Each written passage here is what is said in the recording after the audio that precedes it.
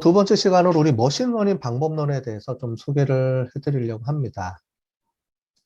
여러분들 이제 방법론에 대해서 많이 이제 배우실 텐데, 뭐 여러 가지 방법들이 있는데요. 통계를 가장 기본적으로 우리가 하죠. 분석한다 그러면은 통계 분석 기법을 가장 먼저 얘기를 하고요. 그 다음에 기계학습이라는 얘기를 많이 합니다. 요즘 그죠? 기계학습 안에 이제 인공지능 얘기들을 많이 하고 있고요. 그 다음에 경영학에서는 어떤 말을 많이 쓰냐면 데이터 마이닝이라는 말을 많이 써요. 데이터를 캐낸다. 그래서 데이터 마이닝이라고 전통적으로 불렀습니다. 그죠? 이 세 가지를 뭐 통역에서 많이 쓰는데요. 그 부분에 대해서 제가 좀 설명을 좀 드리려고 합니다. 통계는 표본 데이터를 이용을 하는 거예요. 그래서 통계는 표본 데이터를 이용해서 모집단에 대해서 추론하는 방법입니다. 그죠? 그래서 우리가 뭐 지난번에 아까 전에 첫 시간에 배운 것처럼 여론조사한다 그러면은 모든 사람들을 다 조사할 수 없기 때문에 1000명이든 뭐 2000명이든 또는 100명이든 샘플 조사라는 걸 하게 되죠. 그렇죠? 그래서 샘플 조사를 한 이후에 모집단에 대해서 값이 이럴 것이다 라고 추론을 하는 거죠. 그죠? 그게 바로 통계학의 기본 개념이고요. 기계학습이나 데이터 마이닝 같은 경우에는 그동안에 이제 데이터베이스라든가 이런 곳에 저장돼 있는 많은 양의 데이터를 가지고 분석을 하는 건데 실제로는 개별 값을 예측하는 거에 포인트가 있어요. 그래서 과거에 이런 데이터들을 분석해서 앞으로 어떻게 될 것이다. 사람들마다 개인별에 대한 예측 값들을 제시하죠. 그래서 실제로 여러분들이 아마존이라든가 이런 데 들어가면은 추천 시스템을 다 보실 수 있을 거예요. 뭐냐면 개인적인 그 사람한테 해당되는 그 책들을 예측해서 보여주게 되는 거죠. 그래서 어떤 룰을 만들어내고 그 룰을 이용해서 예측값을 알아내는 그런 측면에서 본다. 이렇게 보시면 되고요. 데이터 마이닝은 분석 기법은 기계학습에서 쓰는 분석 기법하고 거의 유사합니다. 사람들이 이제 많이 하시는데 기계학습과 데이터 마이닝의 분석 기법은 거의 유사해요.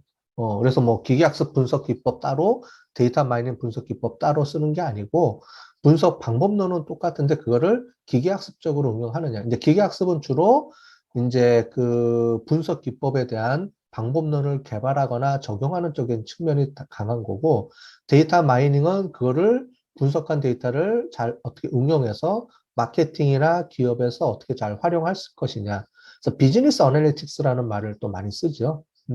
그래서 그거와 연관이 돼서 음, 경영학적으로 이제 그 쓰는 용어입니다. 근데 실제로는 뭐 기계학습하고 데이터 마이닝은 방법론의 차이가 있는 게 아니고 거의 유사하다고 보시면 될 것 같아요. 근데 어떤 포커스를 가지고 정리를 하느냐에 따라서 기계학습이라고 부르기도 하고 데이터 마이닝이라고도 부르는 그런 방법을 씁니다. 조금 이따 구체적으로 좀 설명을 드릴게요. 통계는 지금 보신 것처럼 우리가 아까 전에 좀 전에 봤죠. 그래서 전체적인 득표를 하려 그러면 이렇게 샘플 조사를 해서 조사를 하게 되고요. 그래서 실제로 이 예측값, 요게 우리가 알고 있는 진실한 값이죠. 모수라고 우리가 보죠. 통계학을 배우신 분들은 아마 아실 거예요. 모수는 유권자 전체가 3,200만 명이니까 이 사람들이 모수가 되고 그 사람들 중에서 문재인 대통령 후보를 찍은 사람들이 41%죠. 요 결과는 최종적으로 모든 그 이제 실제로 득표가 다 일어난 이후에 우리가 알 수 있는 거죠.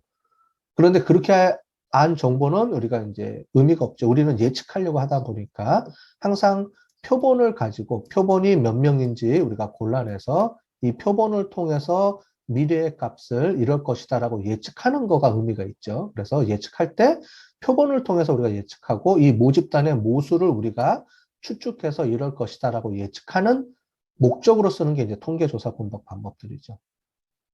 자, 그렇게 보시면 될 것 같고요.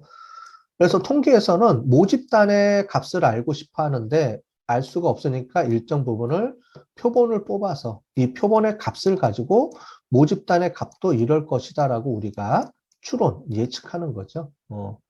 그런 방법들은 여러 가지가 있는데 가장 대표적인 게 우리가 뭐 차이 검정이라든가 뭐 이런 걸 우리가 볼 수 있습니다. 예를 들어 볼게요.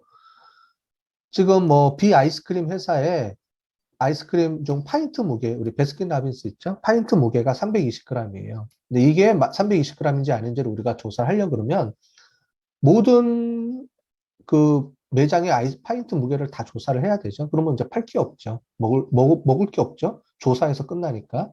그래서 한 100개만 가지고 보통 샘플 조사를 합니다. 그죠? 100개를 가지고 샘플을 조사를 했더니, 어떤 결과값이 나올 거예요. 샘플 값이. 그럼 우리는 뭘 알고 싶은 거냐면은 실제로 그 가게에서 파는 무게가 320g인지 또는 아닌지를 우리가 검증한 거죠. 이렇게 검증하는 방법을 쓸 때 우리가 연구 논문에서는 가설이라는 용어를 쓰고 가설 검증한다 이렇게 얘기를 합니다. 그래서 차이가 있다 없다, 관계가 있다 없다 뭐 이렇게 우리가 부르는 거죠. SPSS 통계를 가지고 이렇게 통계 결과치가 나옵니다. 그러면 총 100개의 샘플을 가지고 조사를 했더니 295g이라는 숫자가 나왔어요. 무게가. 근데 320g은 아니죠.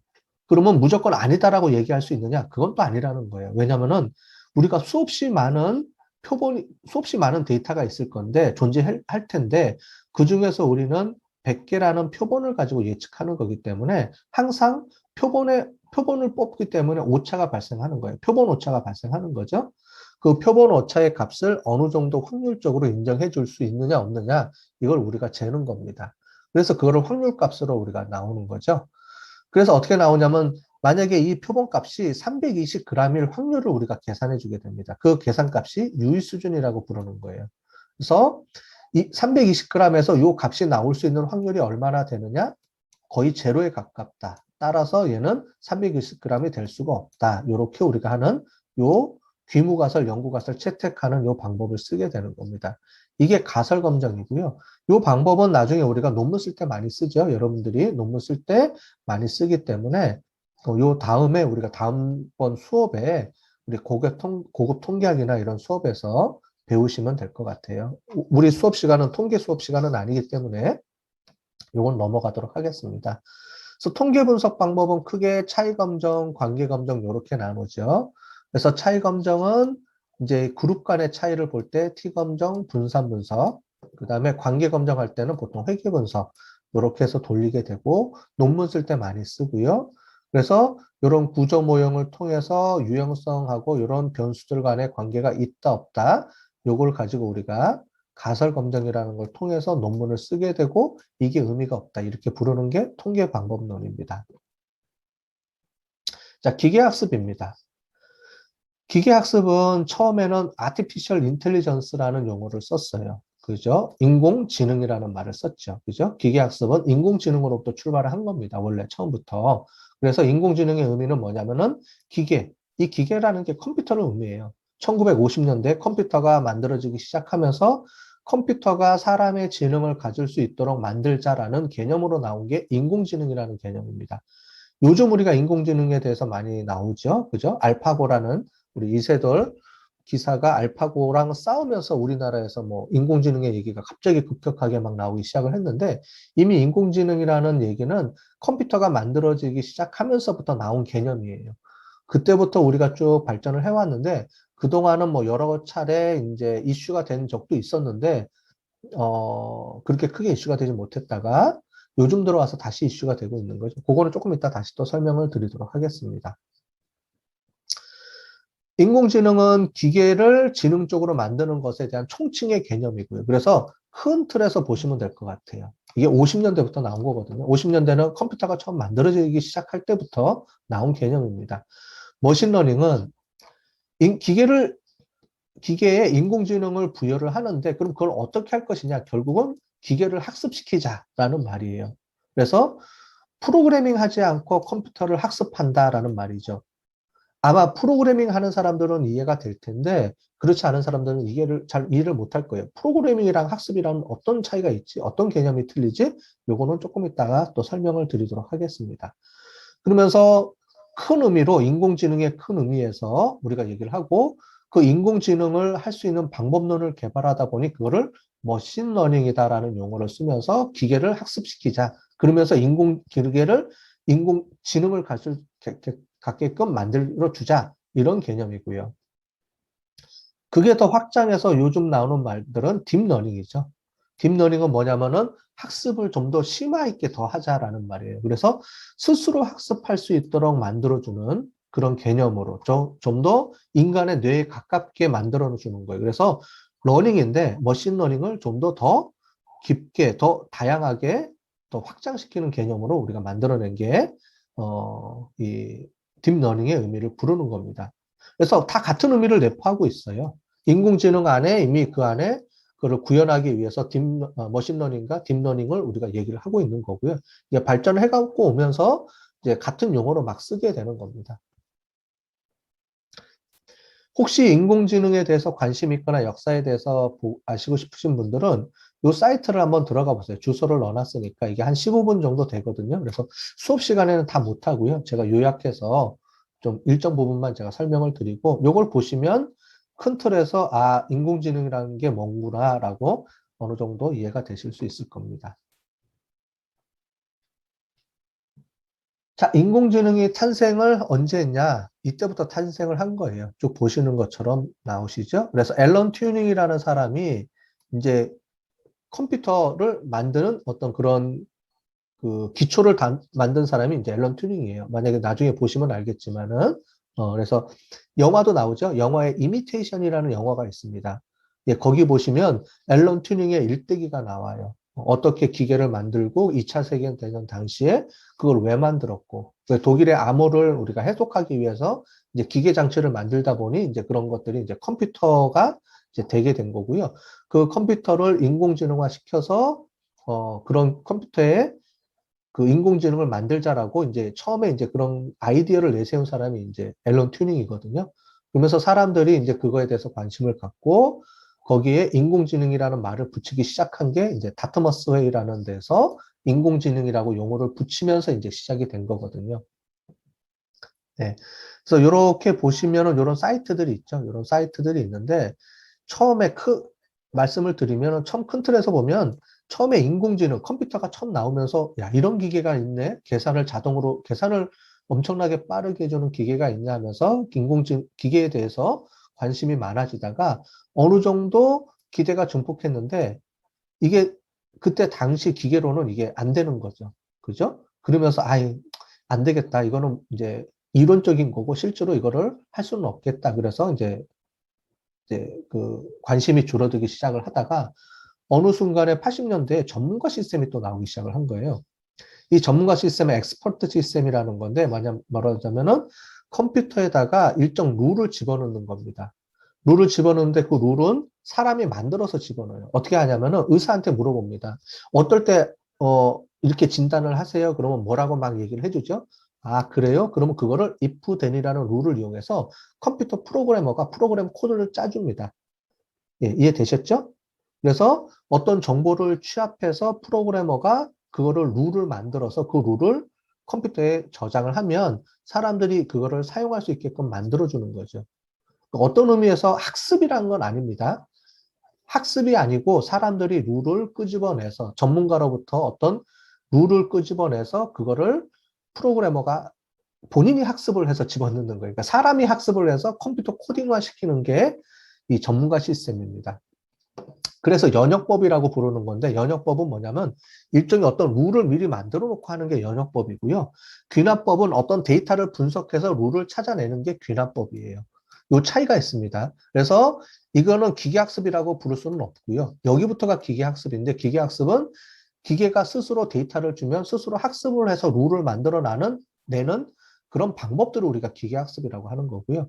근데 이때 당시에는 기계학습이라기보다는 사람들이 스스로 프로그램 코딩화 시켜서 이제 만들어주는 그런 건데 이때 당시만 해도 갑자기 이런 것들이 나오니까 사람들이 관심을 갖기 시작을 해서 엄청나게 이제 성장을 하기 시작을 한 거죠. 다시 붐이 일어나는 거죠. 그러면서 이때 당시에 이제 신경망이라는 거, 그러니까 인공지능의 개념을 사람들의 뇌와 비슷한 것으로 만들어 놓은 게 이제 뉴럴 네트워크이거든요.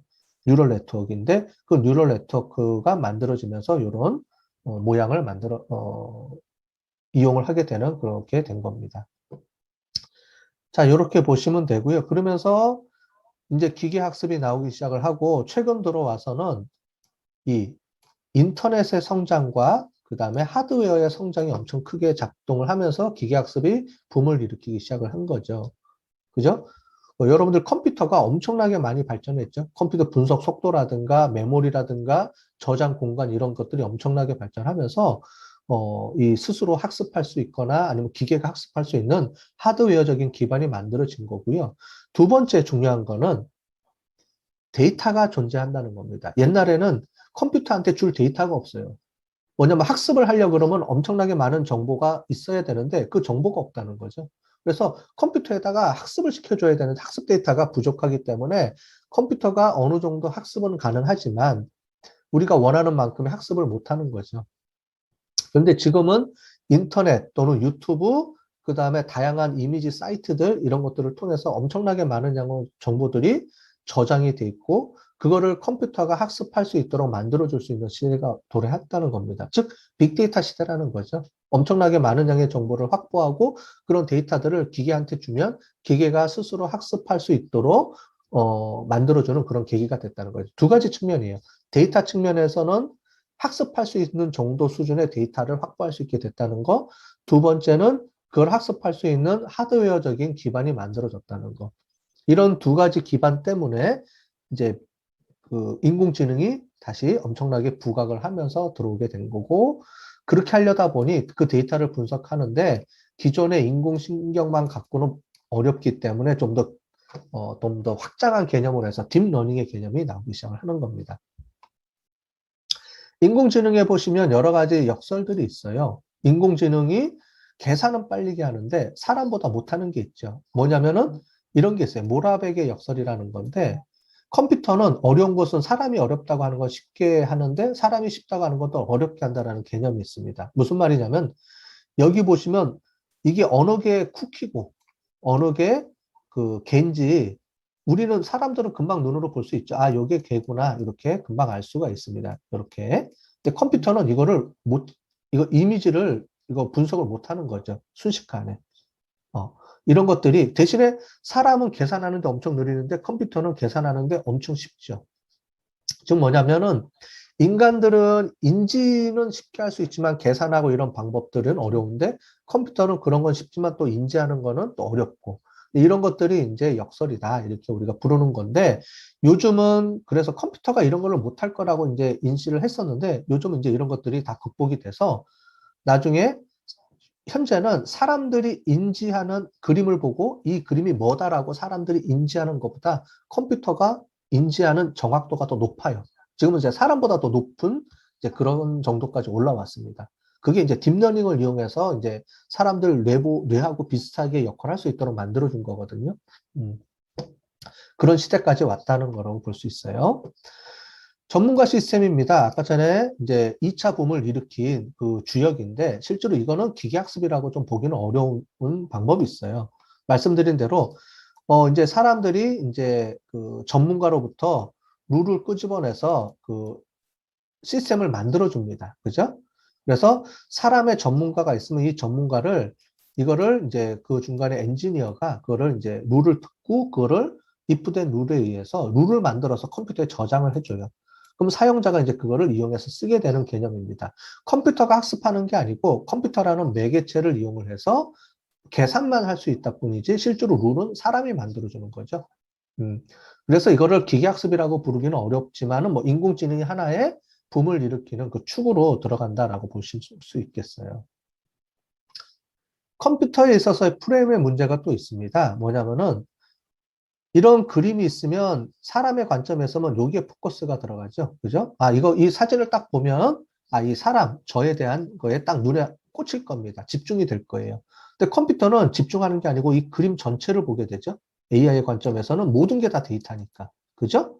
그걸 우리가 프레임의 문제라고 하는데 이게 장점과 단점이 있어요. 뭐냐면은 사람처럼 포커스를 딱 주고 주변에 있는 것들을 이제 집중할 수 있다라는 거죠. 사람은 집중할 수 있는데 컴퓨터는 집중을 못한다. 이렇게 얘기할 수도 있지만 다른 측면에서 얘기할 때 뭐냐면 사람이 보지 못하는 것도 못하는 거를 컴퓨터는 볼 수 있다라는 거예요. 그런 장점이 또 있어요. 이게 좀 역설적인 얘기인데 오히려 사람은 집중하지만 주변의 것을 놓칠 수 있는 그런 확률이 있고 컴퓨터는 주변을 다루다 보니까 그러니까 집중할 수는 없지만 우리 인간이 몰랐던 것들을 더 많이 알 수가 있게 되는 거죠.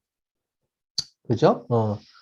그래서 이런 부분들하고 좀 비유가 될지는 모르겠지만, 알파고가 나올 때 알파고가 도는 수를 사람이 이해를 못한 거죠. 알파고는 이게 좋다고 확률적으로 높다고 하는데, 사람은 그런 수를 둬본 적이 없는 거예요.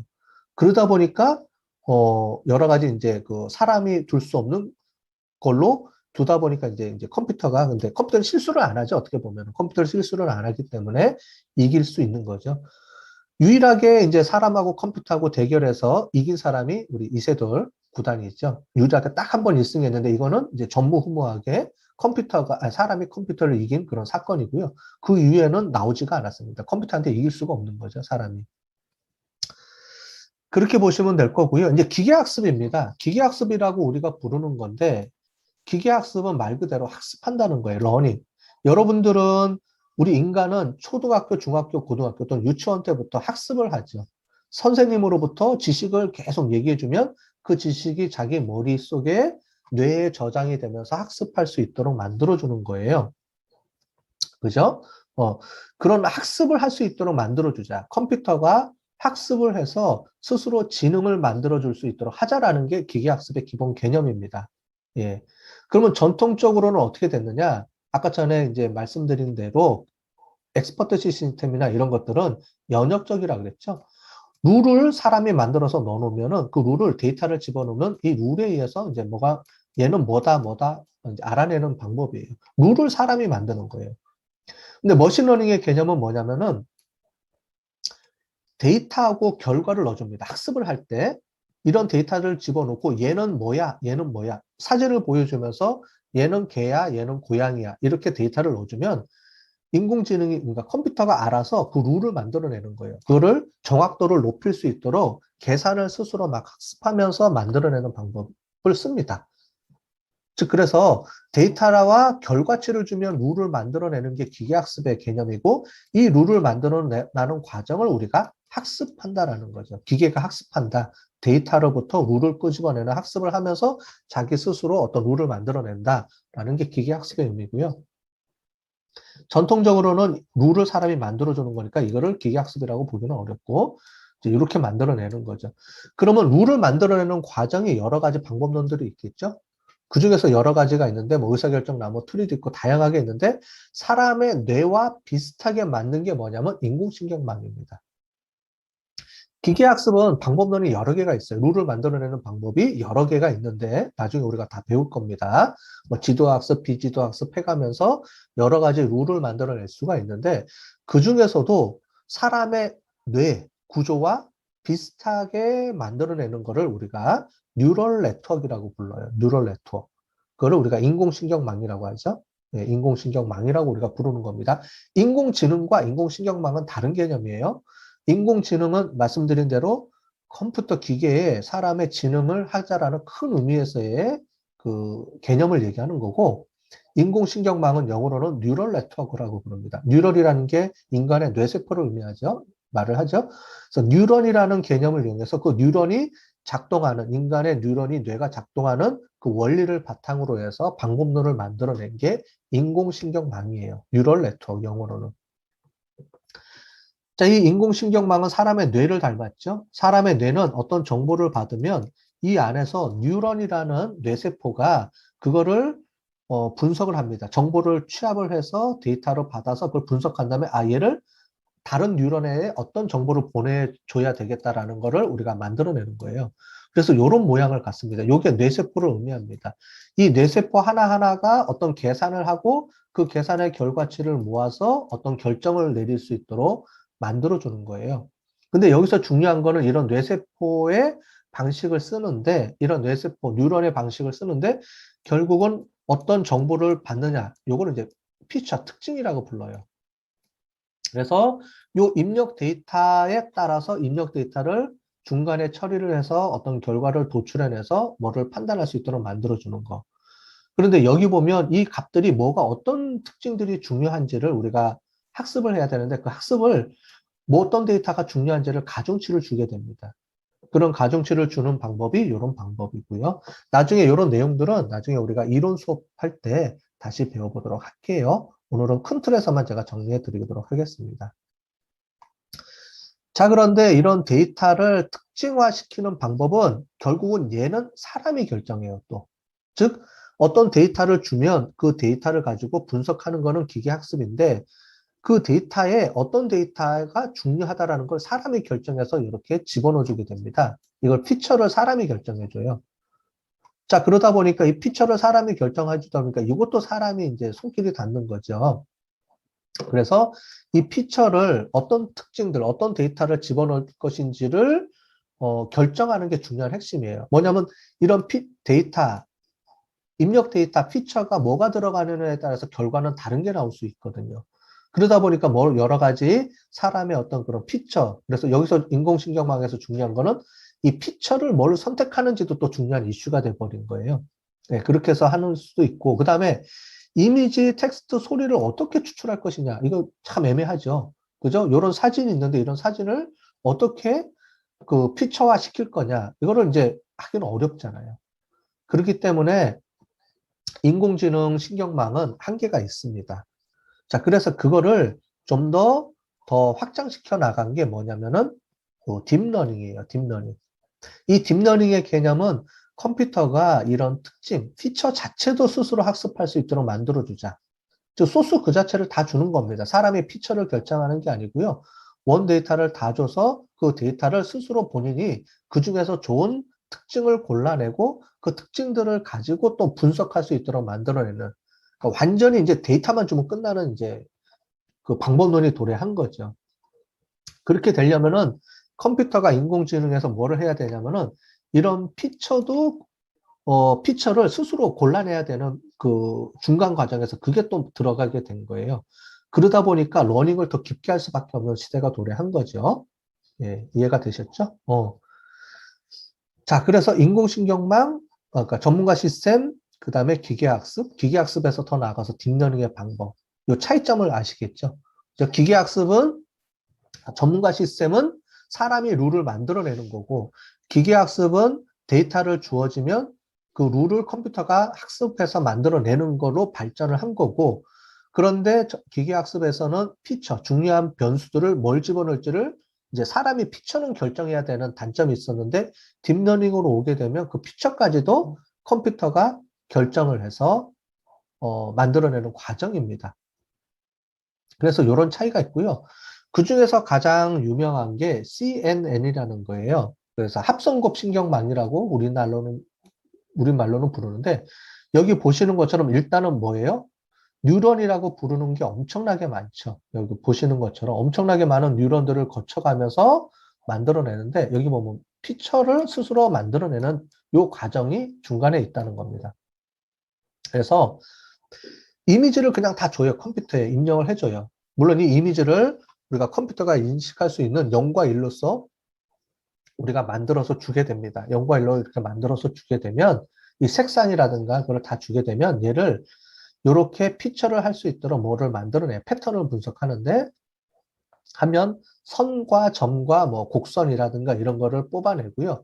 그 뽑아낸 걸 가지고 또 다시 피처화시키고 피처화시키는 거를 우리가 형상화시키고 그래서 결과를 도출해내는 이런 엄청나게 복잡한 과정을 거치는 거죠. 과거에는 요거 단순하게 요것만 이제 인공신경망에서 이제 썼었는데 티어가 한정적이었는데 지금은 엄청나게 복잡한 구조로 만들어져 있죠. 그러다 보니까 딥러닝 이런 그 뇌세포들이 엄청나게 많아지는 그런 이제 방법론으로 발전을 해나가기 시작을 한 거예요. 네. 그래서 이제 CNN이 이용이 되면서 우리가 딥러닝 이런 말을 쓰는 겁니다. 딥러닝은 인공신경망을 더 확장한 개념이라고 보시면 돼요. 피처를 만들어내기 위해서. 이 딥러닝에 있어서 중요하게 성공하게 될 수밖에 없는 이유는 뭐냐면 GPU라는 겁니다. CPU, GPU라고 우리가 부르는데 뭐냐면 CPU는 계산을 빨리, 숫자를 빨리 계산해 줄 수 있도록 있게 만들어주는 거고요. 우리 컴퓨터, 여러분들이 쓰는 컴퓨터가 그런 개념인데 GPU는 그래픽을 좀 더 발전할 수 있게 해주는 거예요. 보통 여러분들 집에서 이제 애들이 게임하죠. 게임할 때 이제 GPU가 이제 성능이 좋으면 게임 속도가 빨라지는 거죠. 이미지 처리가 빨라지는 건데 그 GPU를 잘 이제 이게 개발이 되면서 GPU를 이용을 하면 인공신경망을 이제 분석할 수 있도록 좀 더 특화돼서 우리가 할 수가 있어요. 이제 그런 것들이 있다라는 거고요. 하드웨어적으로 이제 GPU가 발전을 하면서 인공신경망을 더 손쉽게 구현할 수 있게 됐다. 이렇게 보시면 되겠습니다. 그러면 이제 이런 데이터들을 기계학습은 이제 경쟁대회가 있어요. 어떤 주어진 데이터를 주고요. 공식적인 데이터를 주어지고 이 데이터를 얼마나 빨리 정확도를 높이는지를 매년 경쟁대회를 엽니다. 그 중에 하나가 이미지를 줘요. 이미지, 사진을 주고 이 사진을 얼마만큼 정확하게 예측할 수 있도록 어떤 그 방법론을 개발하느냐라고 하는 건데 이 이미지넷에서 계속적으로 어떤 한계가 도달했어요. 그래서 이 이상은 이제 컴퓨터가 인간의 어떤 그런 거를 못 넣는다 그랬는데 2012년도에 제프리 힌튼이라는 사람이 제시한 이 방법론이 그 한계점을 깬 거예요. 그러면서 엄청나게 발전을 하기 시작했죠. 이때 나온 게 이제 딥러닝의 방법입니다. 아까 전에 CNN이라든가 이런 방법론들이 이제 나오면서 이 딥러닝이 엄청나게 부각이 되고 정확도가 올라가기 시작을 하면서 지금은 인간의 에러율보다 컴퓨터의 에러율이 더 인공신경망 에러율이 더 적게끔까지 하는 수준으로 올라갔다는 거죠. 엄청나게 많이 발전을 했다. 이렇게 이해를 하시면 될 것 같습니다. 네.